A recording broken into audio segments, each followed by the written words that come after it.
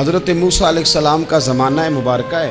ایک شخص نے اپنے کزن کو، اپنے چچا کے بیٹے کو، چچا زاد کو قتل کر دیا اور خود ہی اس کا مدعی بن کے حضرت موسیٰ کے پاس آیا کہ بتائیے جناب میرے اس بھائی کو کس نے قتل کیا ہے؟ حضرت موسیٰ نے ایک سادی سی بات کی. کیا فرمایا؟ وَإِذْ قَالَ مُوسَىٰ لِقَوْمِهِ إِنَّ اللَّهَ يَأْمُرُكُمْ أَن تَذْبَحُوا بَقَرَةً. حضرت موسیٰ علیہ السلام نے اپنی قوم سے کہا کہ اللہ تمہیں حکم دیتا ہے کہ ایک گائے ذبح کرو. گائے کا کچھ حصہ مقتول کو مارو، وہ خود اٹھ کے بتا دے گا مجھے کس نے قتل کیا ہے. یہ پہلا سپارہ ہے قرآن مجید کا، آپ اس کو دیکھ لیں. یہ آیت نمبر 67 سے شروع ہو رہا ہے.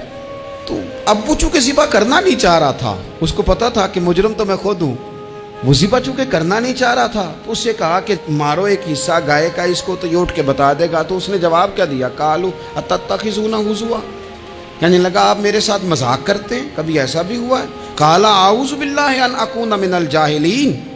حضرت موسیٰ علیہ السلام فرمانے لگے میں اللہ کی پناہ مانگتا ہوں میں جاہلوں میں سے ہو جاؤں. ہر وقت مذاق کرتے رہنا یہ تو جاہلوں کا طریقہ ہے. کن کا ہے؟ حضرت موسیٰ نے کہا ہے، قرآن پاک ہے.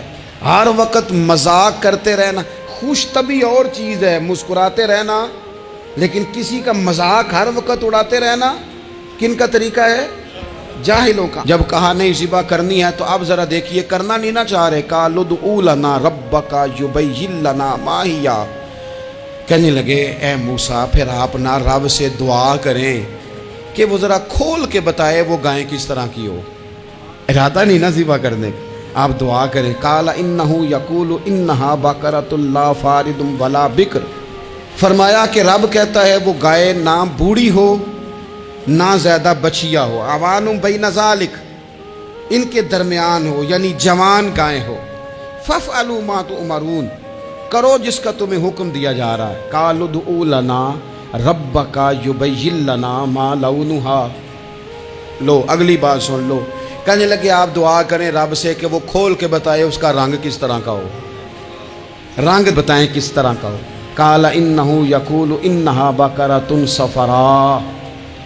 فرمایا رب فرماتا ہے کہ صفراء رنگ کی ہو، یعنی گہرے زرد رنگ کی ہو. کہ رب فرماتا ہے اس طرح کی گائے ذبح کرو.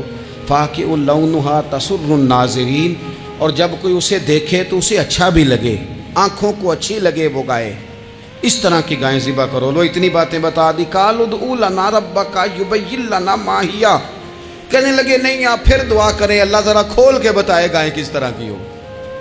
ان البقرۃ تشابہ علینا، ہمیں ذرا گائیں پر شبہ پڑ گیا ہے کس طرح کی ذبح کرنی چاہیے. وَإِنَّا انشاء اللہ لمہتدون، اگر اللہ نے چاہا تو ضرور ہم ہدایت پا جائیں گے. پھر اللہ تعالیٰ نے فرمایا کہ قال انہ یقول انہا بقرۃ لا ذلول تثیر الارض، گائیں اس طرح کی ہو کہ وہ کبھی کھیتی میں نہ چلائی گئی ہو، یعنی اس کو کبھی کام نہ اس سے لیا گیا ہو. بیل کو لوگ لگاتے تھے نا، جو کام آج ٹریکٹر سے لیا جاتا ہے وہ گائے بیل سے لیا جاتا تھا. تو وہ کھیتی باڑی کے کام نہ اس کو لگایا گیا ہو. ولا تسقی الحرث، اور نہ اس سے پانی نکالا گیا ہو، نہ کھیت چلانے ہل چلانے میں لگائی گئی ہو. اور وہ جو کنواں ہوتا تھا جس کے گرد گائیں گھومتی تھی، تو کہا وہ بھی کام اس نے نہ کیا ہو گائے نے. مسلمۃ لا شیۃ فیہا، وہ ہر عیب سے پاک ہونی چاہیے. قالوا الآن جئت بالحق، اب کہنے لگے اب آپ صحیح بات لے کے آئے، اب سوال ختم ہو گئے نا. کہنے لگے اب آپ بات فذبحوہا، انہوں نے ذبح کر دی. وما کادوا یفعلون، پر ایسا کرتے نظر آتے، لگتا نہیں تھا کریں گے ذبح پر ذبح.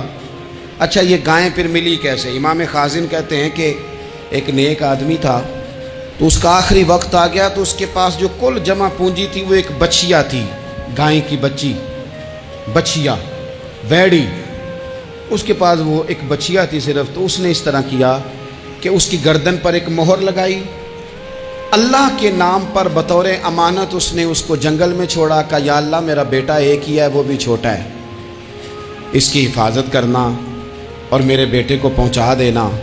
بچہ بالغ ہو گیا. اس کی ماں نے کہا بیٹا جو امانتیں رب کے پاس رکھوائی جائیں نا ان میں خیانتیں نہیں ہوا کرتی، جا کے جنگل میں آواز دے تیری گائے واپس آ جائے گی. اس نے جا کے جنگل میں آواز دی کہ وہ جو میرے باپ نے امانت رکھوائی تھی وہ کدھر ہے؟ وہ نشان لگی ہوئی گائیں دوڑتی ہوئی اس کے پاس آئی۔ واللہ خیر الرازقین، جب رب بندوبست کرے، جب اللہ بندوبست کرے تو پھر معاملہ اور ہوتا ہے۔ وہ گائے آ گئی۔ اب اس نے کیا کیا اس نوجوان نے کہ وہ گائے گھر لایا، ماں سے آ کے کہا کہ اماں یہ تو اللہ نے فضل کر دیا۔ ماں کہنے لگی پتر حالات ہمارے خراب ہیں، منڈی میں لے جا اسے بیچ دے، لیکن سودا میری مرضی کے بغیر طے نہ کرنا۔ کس کی مرضی کے بغیر؟ کس کی؟ اماں کی مرضی۔ اور سنو یار، تھے کچھ لوگ جن کو لوگوں نے تانے بھی دیے کہ تم ماں کے پیچھے لگ گیا ہے، لوگوں نے بڑا کچھ کہا، پر جو ماں کی مرضی پہ لگیں ناکام نہیں ہوتے زندگی میں۔ یہ دیکھو ماں کی مرضی پہ لگا۔ اس کی قیمت کتنی تھی گائے کی؟ بڑی مہنگی تھی، پر 3 دینار کی تھی۔ منڈی میں لے گیا، 3 دینار اس کی قیمت لگ گئی۔ تو ماں نے کہا تھا میری مرضی کے بغیر سودا نہ کرنا۔ اب بچے تو نہیں نہ مانتے، اماں کو کیا پتا باہر بزنس کیا ہے، لین دین کیا ہے، پر ماں نے کہا تھا میری مرضی۔ بندہ دے رہا ہے اسے 3 دینار، اس نے کہا جی میں نے طے تب کرنا ہے، ڈن تب کرنا ہے، پہلے اماں سے پوچھنا ہے۔ گھر جا کے اماں سے پوچھا، اماں کہنے لگی دے دے۔ واپس آیا تو اس نے کہا کہ میں 6 دینار دیتا ہوں پر میری شرط ہے، ماں سے نہیں پوچھنا۔ اس نے کہا تو 12 بھی دے، ڈن تب بھی ہونا ہے جب اماں نے کہنا ہے۔ وہ جب اس طرح کی اس نے گفتگو کی، واپس اپنی والدہ کے پاس گئے، کہنے لگے اماں سمجھ نہیں آتی، 3 دینار کی گائیں بندہ 12 میں خریدنے کو تیار ہے، شرط لگاتا ہے کہ اماں سے نہیں پوچھنا۔ تو والدہ کہنے لگی پتر پہلے اس سے جا کے پوچھ کیا وہ ہے کون؟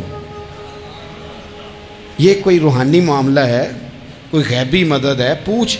اس سے جا کے پوچھا تو وہ کہنے لگا میں تو فرشتہ ہوں اللہ کا، تو نے گائیں بیچنی نہیں، اس لیے کہ تیرا باپ بھی نیک ہے، تیری ماں بھی نیک ہے، رب تیرے رزق میں برکت پیدا فرمانا چاہتا ہے۔ ماں باپ نیک ہونا رزق میں برکت ہو جاتی ہے۔ ماں باپ نیک ہوں، ان کی صالحیت کا اثر پہنچتا ہے بچوں تک۔ رزق حلال کما کے لانے والے ہوں تو گھر میں برکت ہوتی ہے۔ جا کے کہا کہ تیرے ماں باپ نیک تھے، اسے نہ بیچنا گائے کو، تو کیا کریں؟ کہنے لگے بنی اسرائیل والے سوال کر کر کے خود مشکل میں آ گئے۔ اب وہ ایسی گائے جو جوان بھی ہو، یہاں تو ہر غریب آدمی اپنی گائیں یہاں لگا دیتا ہے، کھیتی باڑی میں یہاں لگا دیتا ہے، کنویں میں پانی نکالنے میں تو یہاں تو ہر ایک کی گائیں، تو ایسی گائیں جس کا رنگ بھی اتنا پیارا ہو، زیادہ بوڑھی زیادہ بچی بھی نہ ہو، اور ابھی تک کھیت میں بھی نہ لگی ہو، وہ سوائے تیرے کہیں نہیں ہے۔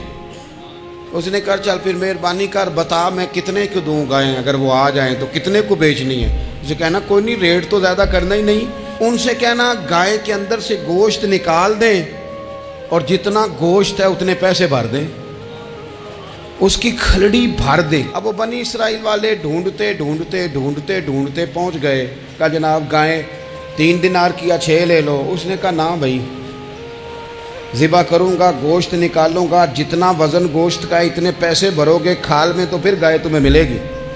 اب مجبور تھے، کیا کرتے؟ ابن کثیر حدیث لائے ہیں، امام سیوطی نے در منصور میں بھی لکھی ہے، نبی پاک صلی اللہ علیہ وسلم نے فرمایا سنو جوانوں، اور اسے دل کی تختی پہ لکھو، نبی پاک علیہ السلام نے فرمایا اگر بنی اسرائیل والے زیادہ سوال نہ کرتے تو اتنی مشکل کا شکار نہ ہوتے۔ انہوں نے سوال اتنے کیے کہ چارہ نہیں ہے اب ان کے لیے، چارہ نہیں ہے اب ان کے لیے کہ یہ ادھر ادھر جا سکے، مجبوری بن گئی، یہی گائے خریدنی ہے، یہی لے جانی ہے۔